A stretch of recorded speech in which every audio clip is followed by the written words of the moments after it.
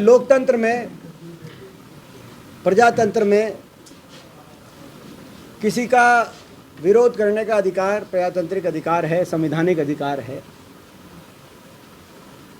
उसके बाद लेकिन पुलिस ने जो बर्बरता करी, कायराना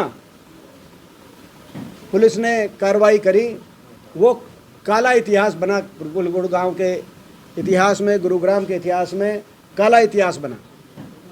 पुलिस ने सीआईए की अलग अलग टीम्स लगाई पूरे गुड़गांव में और एक एक को उठाने का काम किया। जो कांग्रेस का साथी वहाँ पे मौजूद था, ना सिर्फ उठाने का काम किया, उठाने के बाद पुलिस थाने के अंदर सारी रात जिनको उठाया गया पुलिस थाने के अंदर कस्टडी में रखा गया बिना कोई मुकदमा दर्ज हुए। कोई इतना बड़ा मुकदमा नहीं है कि पुलिस कस्टडी बहुत बड़ी चीज़ होती है। बहुत संगीन क्राइम के बाद पुलिस कस्टडी में रखा जाता है सारी रात, और अभी तक है पुलिस कस्टडी में। रात में उनके साथ पुलिस ने हाथापाई की और मारपीट की। यहाँ तक भी गिरफ्तारी के बाद, गैर कानूनी गिरफ्तारी के बाद उनके साथ पुलिस ने बहुत से जो नौजवान साथी थे उनके साथ पुलिस ने बर्बरता करी है। उनके परिवारों को दुखी किया है और उनके प्रतिष्ठानों को निशाने पे लिया है, उनके घरों को, निवास स्थान को निशाने पे लिया है। उनके परिवारों, जो बहुत से जो हमारे जिला अध्यक्ष शहरी पंकज दावर जी जैसे, उनके बेटे को उठा लिया कई घंटे के लिए सीआईए ने। तो बेटे का क्या कसूर? पहली बात तो पंकज दावर जी का क्या कसूर? प्रजातंत्र में हमारी भी सरकार रही थी, हम हेल्म ऑफ दी अफेयर्स रहे थे। मैं खुद सांसद था, हुड्डा साहब मुख्यमंत्री थे। कई बार भाजपा वालों ने काले झंडे दिखाए, यहाँ तक कि काले झंडे से भी ज़्यादा नग्न प्रदर्शन भी किया।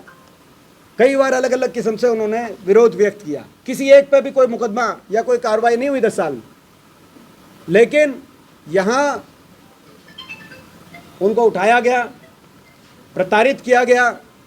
किसी के फादर को, हमारे एनएसयूआई के जो सचिन जो जिला अध्यक्ष हैं, उनके फादर को उठाया गया।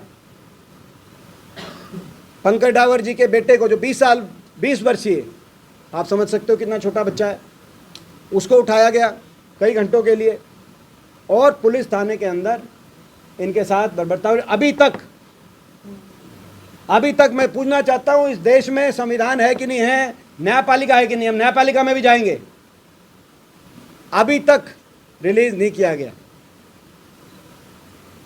अभी भी ये कहा जा रहा है कि अभी करेंगे, जबकि काफ़ी कार्रवाई, हमारे सुबे सिंह जी वहाँ मौजूद थे, पल पल हमारी बात हो रही थी, हमारे वकील साथी मौजूद थे।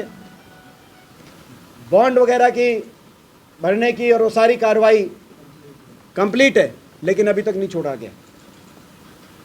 पहली बार तो उठाना ही गैर कानूनी था, उठाना ही गलत था, असंवैधानिक था, लोकतांत्रिक था, गैर कानूनी था।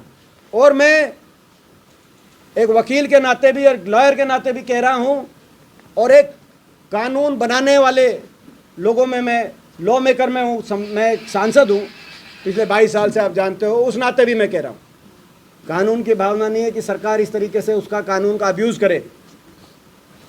हमारी मांग है, और इसमें एक आधे विशेष अफसर का नाम आया है जिसने अपनी विशेष रूप से इसमें भूमिका, उनकी अपनी कोई व्यक्तिगत बात को लेकर उन्होंने इस कार्रवाई को अंजाम देने में और ज़्यादा सीमा लांघकर, जो कानून, संविधान, लोकतंत्र की सीमाएं हैं, उसके लांघने में, वैसे पूरी सरकार है, लेकिन एक आधे अफसर का विशेष रूप से इसमें नाम आया है। अफसरों को नहीं भूलना चाहिए कि उन्होंने संविधान की शपथ ली।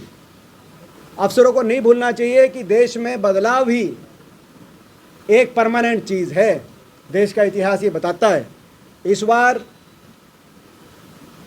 मात्र कुछ वोटों से सरकार में भाजपा आई, लेकिन आने वाले समय में यदि बदलाव हुआ तो ये जो ऐसे अफसर हैं, ये अफसर जिन्होंने हर तरीके की सीमाओं को लांघने का काम किया है, जिनको ऊपर से जो हिदायत थी उससे ज़्यादा बढ़कर कार्रवाई का अंजाम देने का काम किया, ये अफसर ना भूलें कि ऐसा ये कर रहे हैं तो हम भी इनको नहीं भूलेंगे, ये ना भूलें अफसर। लेकिन ये किया गया, केवल काले झंडा दिखाना इतनी बड़ी बात हो गई। कई पुलिसकर्मी सस्पेंड हो गए बताते हैं।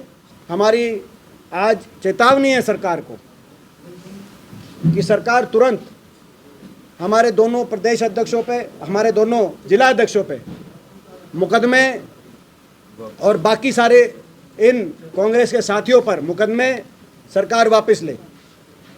हमारी चेतावनी है सरकार को कि मुकदमे भी वापस ले और प्रशासन, गुड़गांव का प्रशासन माफ़ी मांगे सार्वजनिक कि ऐसे जो किया है ये ठीक। हमसे जुड़े रहने के लिए हमारे YouTube चैनल को सब्सक्राइब करें और नई वीडियो की नोटिफिकेशन के लिए बेल आइकॉन को दबाएं। अगर आप ये वीडियो Facebook पर देख रहे हैं तो लाइक जरूर करें और ज्यादा से ज्यादा शेयर करें। धन्यवाद।